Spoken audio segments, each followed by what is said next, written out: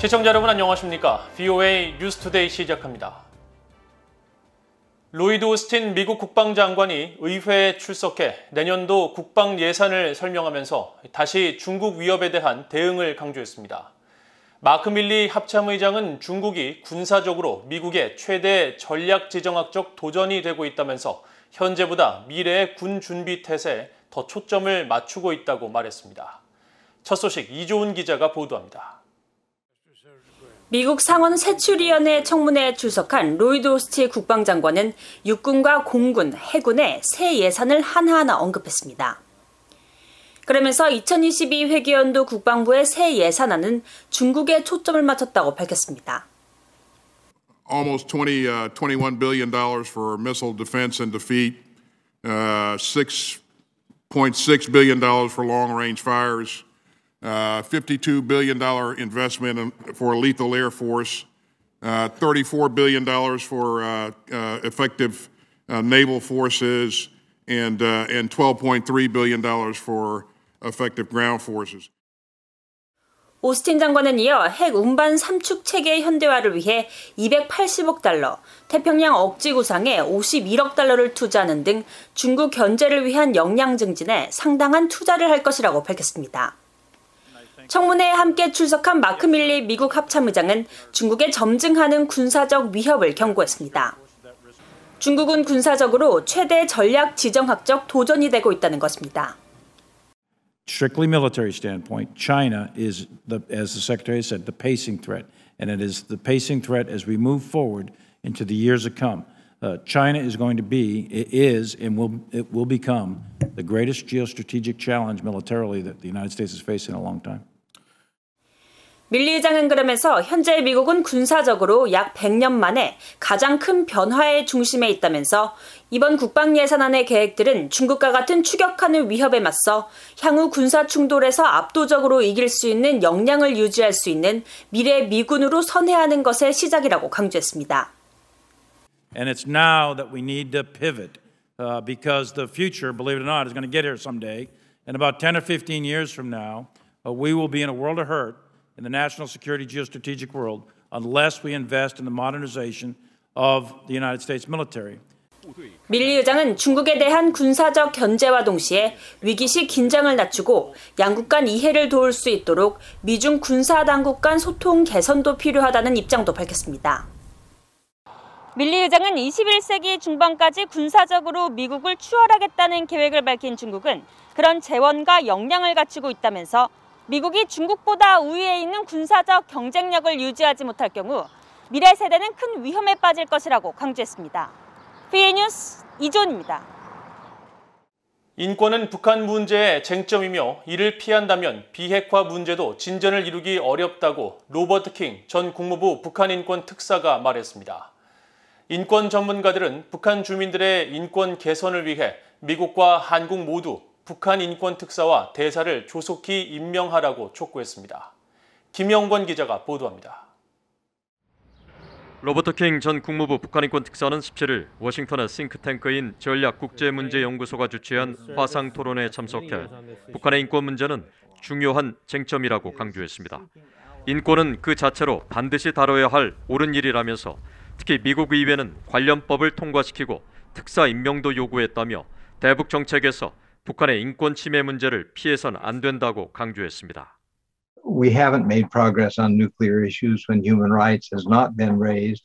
We haven't made progress on human rights issues when human rights has been raised. So I think it's important to keep that in mind. 킹 전 특사는 최근 회고록 면책의 행태 출판을 기념해 열린 이날 행사에서 북한 인권 특사의 역할을 자세히 설명했습니다.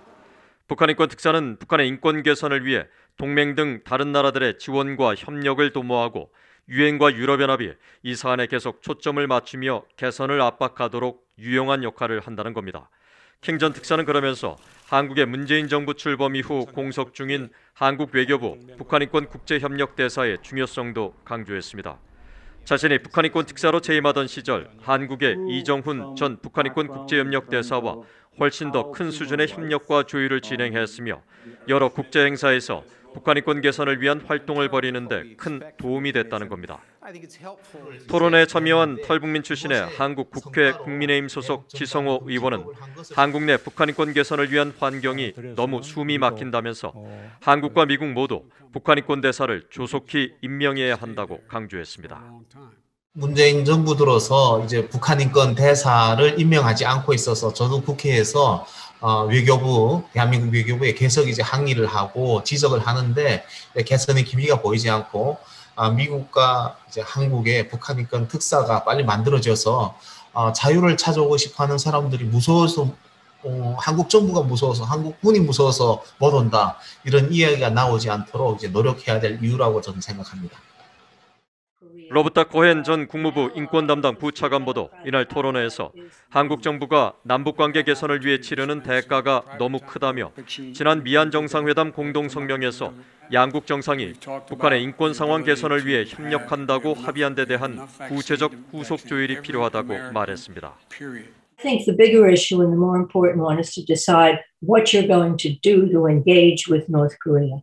And the price you pay, and at what point does compromise really become a kind of capitulation that is not in your interests, and that it wouldn't be in U.S. or South Korean interests.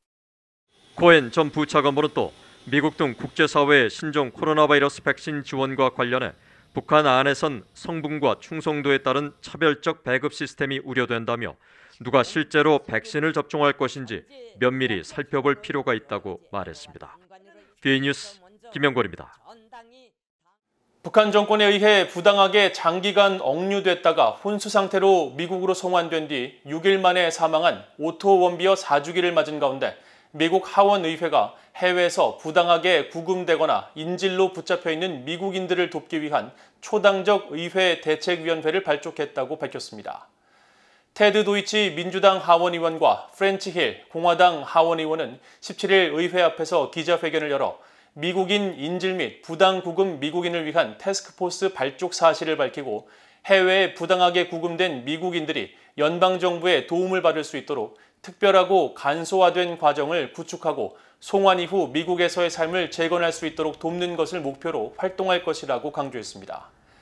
도이치 의원은 현재 중국과 이란, 러시아, 시리아 등 13개 나라에 미국인 50여 명이 억류돼 있다면서 반드시 이들 국가들의 미국인 석방 문제를 제기해야 할 것이며 의회 대책위는 미국 정부와 함께 협력해 더 이상 그 누구도 부당하게 희생되지 않도록 마지막 한 명이 돌아올 때까지 최선을 다할 것이라고 말했습니다. 미국인 대학생 오토 원비어 씨는 지난 2015년 12월 여행을 위해 북한을 방문했다가 북한 당국에 억류된 뒤 15년의 노동교화형을 선고받고 17개월 동안 억류됐으며 2017년 6월 혼수 상태로 미국에 송환된 뒤 엿새 만에 숨을 거뒀습니다. 북한이 전 세계 163개 나라 가운데 가장 평화롭지 못한 나라 151위를 기록했다고 호주의 민간 연구기관인 경제평화연구소 IEP가 밝혔습니다. 경제평화연구소 IEP는 17일 2021년 세계 평화지수 보고서를 통해 각국의 평화 상태를 매우 높음부터 매우 낮음까지 5단계로 분류하고 북한을 베네수엘라와 수단, 러시아 등과 함께 매우 낮은 13개 나라에 포함시켰습니다.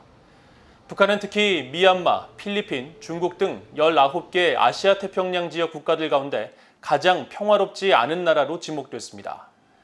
북한은 이어 국내 총생산 GDP 가운데 24%를 군사 분야에 지출해 GDP 대비 군비 사용 1위를 기록했다고 보고서는 덧붙였습니다.